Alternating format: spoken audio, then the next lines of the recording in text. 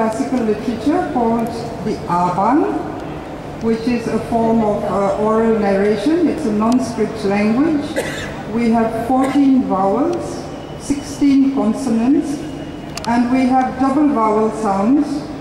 And many times the words, if two words are not used together, that single word has no meaning. You know, it's a kind of euphonious language in that sense, belonging to the Tibeto-Burman group of languages.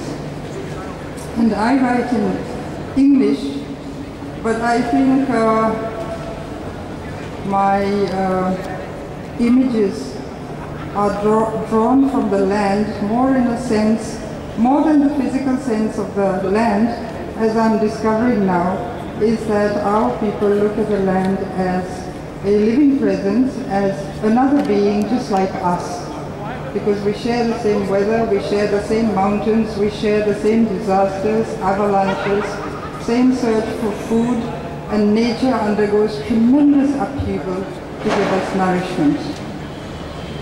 I'll read 3 poems. The first one is called The Voice of the Mountain.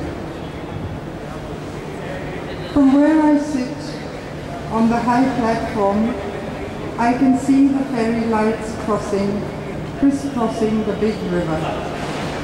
I know the towns, the estuary mouth, there beyond the last bank where the color drains from heaven, I can outline the chapters of the world. The other day a young man arrived from the village. Because he could not speak, he brought a gift of fish from the land of rivers. It seems such acts are repeated.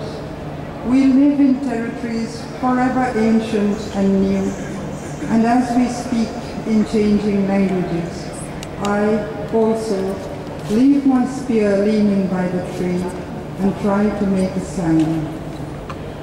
I am an old man sipping the breeze that is forever young. In my life I have lived many lives. My voice is sea waves and mountain peaks.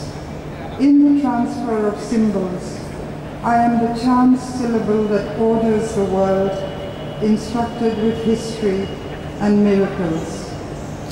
I am the desert and the